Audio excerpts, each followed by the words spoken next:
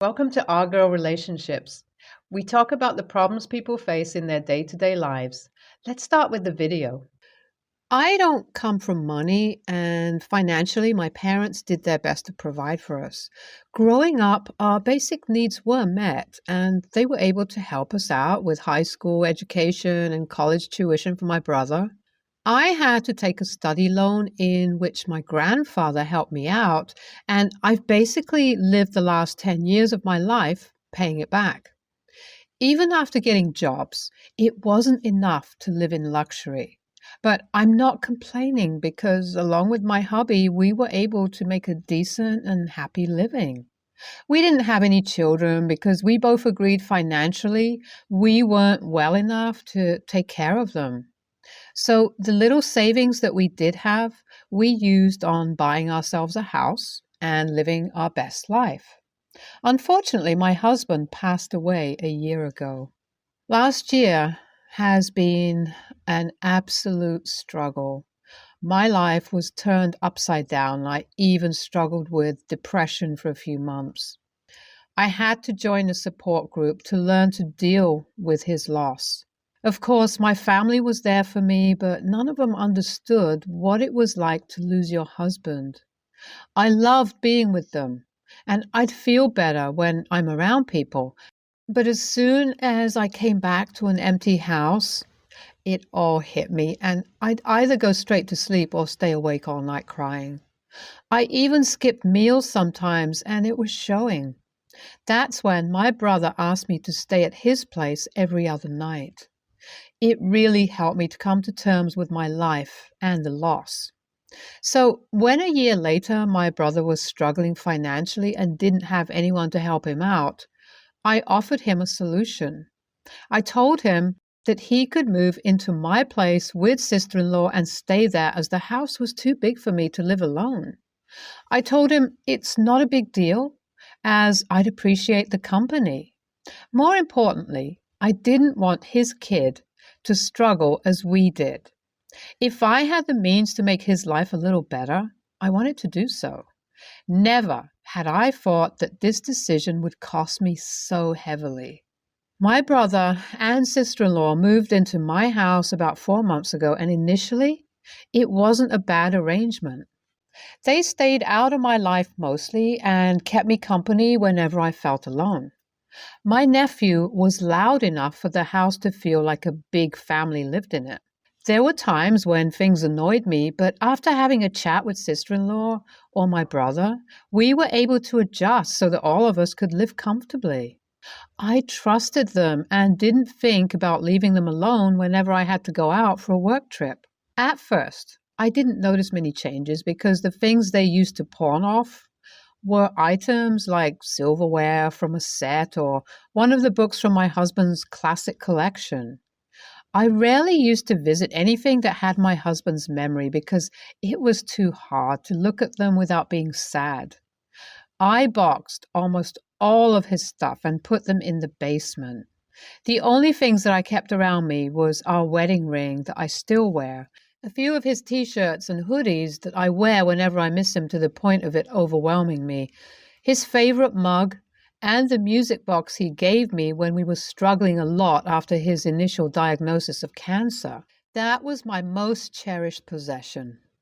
When he gave it to me, he asked me to listen to the melody because I've always taken a keen interest in music, and it's the only thing that used to calm me down. While growing up, music was something that didn't require a lot of money for me to enjoy.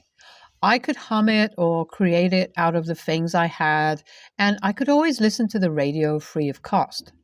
So the significance of that music box was too great in my life. I only found out that my brother and sister-in-law were selling my stuff when that box went missing. At first, I thought I kept it somewhere and forgot. I turned the whole house upside down, trying to search for it. And when I asked my brother if he had seen it, he said he didn't. I asked my sister-in-law if my nephew was playing with it, and she denied it. Even though I knew I hadn't boxed it away with my husband's other stuff, I still decided to check out the basement. When I went through his stuff, I finally noticed how a few things were missing. There was no explaining it away because I was certain I didn't throw anything out, and nor did I loan any of my husband's books. But I was still not confident enough to accuse my brother of stealing. So I went around the house checking all the valuables I owned, and to my surprise, a few of the silverware was missing. We got them as a gift from my in-laws, and I was too scared to take them out, so I definitely wasn't mistaken this time. I finally confronted my brother and sister-in-law about all this, but they kept denying it. My brother even tried to gaslight me, saying I must be mistaken because I was depressed and struggling a lot last year and had a habit of zoning out. But I pressed even harder. Sister-in-law finally admitted to stealing and selling those things. She defended herself by saying, I live alone without any children and don't need those things. She saw them all lying around, not being used, so she and my brother sold them to try and make ends meet. I couldn't believe it. Everything else I could have looked over, but they took away my husband's last memory from me. So I kicked them out of the house and pressed charges. I didn't have any hope of getting that music box back, but I wanted some kind of revenge. They need to pay for what they did. And now everyone, including my parents, are mad at me. They're all saying that I took them in and then kicked them out without a moment's notice. They are saying I should have let them stay for the kid. They are especially pissed because I filed the lawsuit knowing full well that my brother and sister-in-law can't afford it, and I can't understand how they could blame me when my brother was the one who crossed the line by miles. Am I really the a-hole here for kicking them out and fighting the lawsuit, or do they deserve this after what they did? The contact my brother gave me before I kicked his family out was checked out to be real. I reached out to the person a week ago and they only got back to me today. Apparently, he sold it online and the person lives in another country. I texted them my situation and explained to them how much that music box means to me. I asked them if they have received the package, but they haven't, so I asked them if it was possible for them to return it after they receive it. The buyer didn't reply to me for 2 whole days, and I really thought it was a goner. But thankfully, they got back to me and said they wouldn't return it, as they bought it fair and square. I was devastated and tried to talk to them again. I even told them I'd refund everything and would pay for the customs and shipping charges by myself. All they had to do was wrap it up and send it to the post office. They were flat out refusing to hand it back. I don't know how people can be so horrible that they refuse to understand the value of human attachments. Anyway, I didn't give up and in the end found another one just like the one my husband has gifted me. The only difference was that the one I got had a special message carved on it, so there was no replacing that one. I contacted the buyer again and told him I'd refund him the amount he paid and would order the same product from a seller without asking for any money. Finally, they agreed to return it. I just hope I don't get scammed here and could actually get the music box back. Today was the first hearing for the lawsuit I filed against my brother, and also the first time I saw him after I kicked him out of my house. I couldn't hire the best lawyer out there because money was tight, as I chose to spend a lot of it trying to retrieve the music box, which I still haven't received. But I'm feeling pretty confident about the one I hired, even though he had more losses than wins. He has assured me the case is straightforward because we had the evidence from my sister-in-law's Etsy account where she uploaded the products to sell. She had deleted them now, but I was fast enough to keep the screenshots. Honestly, now that I've gone over the entire thing, I think my brother really thought I was too dumb to ever figure out their swindling. They left so much evidence that it's hard for them to not be incriminated. We only went over the charges I was suing for and the evidence that was submitted today. We have another hearing a week from now, and I hope this lawsuit will wrap up fast so I can be done with these people once and for all. A quick update here. I received the music box today. I'm so glad I was able to get it back. It cost me a lot, but it was worth it. I broke down the moment I unwrapped the package, and the relief I felt was unexplainable. This time, I might have to lock this up in a safe to avoid a repeat of the past month's struggles. Finally, I won the lawsuit. My sister-in-law took all the charges on herself because most of the transactions and online listings were made from her account. When I found out they were going to accept the charges, I didn't push for both of them to be prosecuted. I don't want their kid to be parentless. My sister-in-law got 15 months in prison and was fined $10,000 for reselling the items. I know $10,000 is huge, but I have no regrets after what they did to me. I wish they'd suffer just like I did. As for all the goods that were sold, a few of those went overseas, so I don't know if I'll get them back. But the goods that were sold within the country are being retrieved. I hate that I'm not the only one, as the buyers were also victims. I just hope I never see the faces of my brother or his wife ever again in my life. NTA, not the a-hole. It's true that you reap what you sow. Your brother helped you and he got to stay at your place. So if he wants to steal from you, then he deserves to be kicked out. NTA, you did the right thing by pressing charges. If anyone says you're wrong, cut them off, because they are definitely not your well-wishers. So I, 28 female, am the only girl in my family and surrounded by older brothers in their 30s. They all have spouses, children, own homes, and work. I, however, do not have any children, nor do I want them. I understand completely that having children to raise takes a village, and I help out with watching them, buying clothes for them, etc. Please keep in mind, in total, I have 11 nieces and nephews.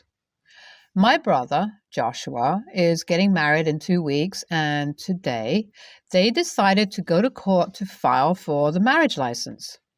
The kids, 15 female, 12 female, 6 male, 3 male, are on fall break, so I was surprised they choose today to go.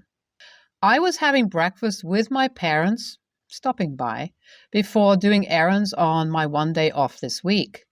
Joshua called my mom and asked if I was there, since he already has been to my apartment and received no response. My mom confirmed I was here for breakfast. He said, "Oh, I was going to ask her to watch the kids." My mom firmly said to call me to see if I was busy. He agreed and hung up.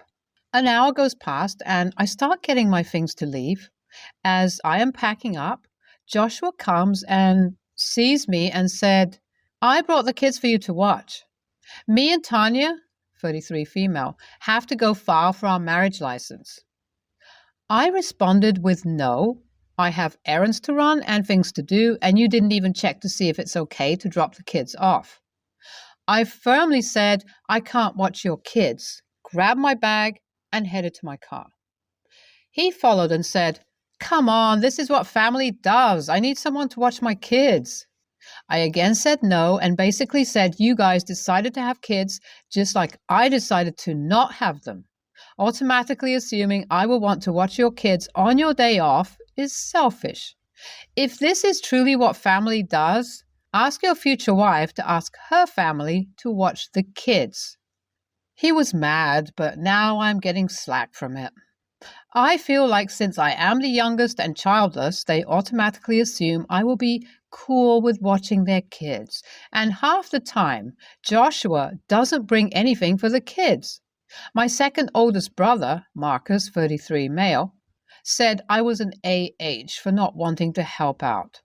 Parents get tired sometimes, but people who work, run a business, and have to run behind kids at least twice a week because someone needs a sitter, get tired too. So AITAH for not wanting to watch my nieces and nephews? Absolutely NTA. Yes, it takes a village, but people have to agree to be a part of your village. Parents can't just assume family members will help simply because they are family. Yes, parents get tired, but so does every other adult who has a job and responsibilities. If you decided to become a parent, you do it knowing that you are primarily responsible for your children. OP, you are NTA, nor are you responsible for babysitting ever, but especially not when they didn't even have the decency to ask. They need to find some sitters, especially after being asked by your mother to call and ask. I'm petty, but I'd be like, well, bro, because you couldn't even be bothered to ask if I'm available, I'm going to tell you that you need to ask 2 weeks in advance if I'm available. Also, it's not like getting a marriage license takes a long time to get. With 15-year-old and 12-year-old old enough to watch the younger kids long enough to get the license, they didn't need you for that. I, 23 female, have grown up under my grandparents' care. To me, they are mom and dad. They are the ones who put effort and care into me. My biological mother abandoned me when I was 2 weeks old because of drug abuse. I have had absolutely no contact and no desire for contact. My custody dispute was very intense. My biological mother dropped me off and went no contact. My parents were worried about me getting hurt and being legally unable to get me medical care if I needed it, so they opted to gain full custody of me. For whatever reason, my biological mother retaliated and sent an illegitimate letter describing abuse and neglect from my parents, even going as far as claiming my parents stole me from my biological mother. It took my parents even longer to prove the letter was fake after my biological mother failed to appear in court herself and after a DFS investigation. About 2 years ago, my mother approaches me and tells me my biological mother was coming to live with us for some time. According to my mother, my biological mother had finally gotten clean and had another child. As she was having trouble in the last state she lived in and wanted to do better for herself and her son, I was very vocally against this. My mother told me she understood how I felt, but my mother wanted to do what was best for the child, and she was allowing this for the child's sake, not my biological mother's. I eventually relented and agreed for the child's sake. The move-in happens, and my parents made it very clear that my biological mother was to get a job as soon as possible, having her arrival date in the text so she couldn't claim squatters' rights. My biological mother opted for welfare and low-income housing in the end.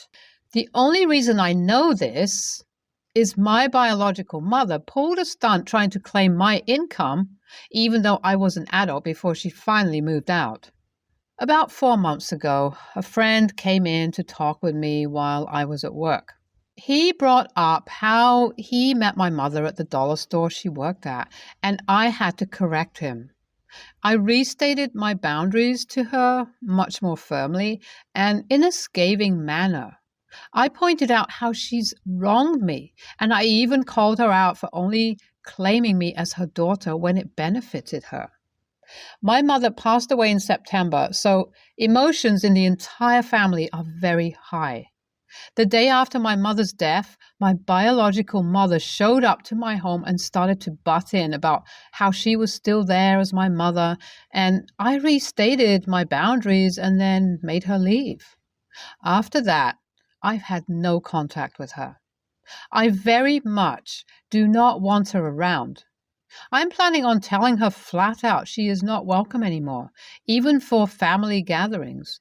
However, I may be going too far if I do. WIBTA? NTA, and sorry for your loss. I 100% get where you're coming from, and I do think it's your right to enforce your wish and to go no contact. Forbidding her to come to family gatherings that do not only involve you makes the whole thing more complicated, though, because the other people are her family as well. I feel like you cannot take away her right to see them and their right to spend time with her. I also feel like you don't have the authority to forbid an adult to come to family gatherings if the other family members are okay with her being there. That being said, from what you're saying, the other family members might be on your side because they probably have witnessed your biological mom's behavior too. Talk to them and try to find a solution together. However, IMO, you can tell your biological mom that you don't want her at family gatherings. That's different from forbidding her to come. That doesn't prevent her from going, and maybe you just cannot do anything about it if she does show up, but at least you're making sure she knows where you stand. NTA, you have a right to your feelings. However, your biomom is your father's daughter as well, and it sounds like he still loves his daughter but is willing to go no contact to support you. Also, you may not consider her other child as your sibling, but it is his grandchild. So if you instituted this ban on biomom not being allowed at family gatherings, it means that he would also be excluding his grandchild most likely unless biomom is willing to allow the child to attend without her. I don't think you have to sacrifice your feelings at all. I just hope your father tries to have some type of relationship with his daughter for his grandchild's sake at least. He deserves to have a family as well. I understand and respect why it may be hard for you to have a relationship with the child, so I'm not advocating for that.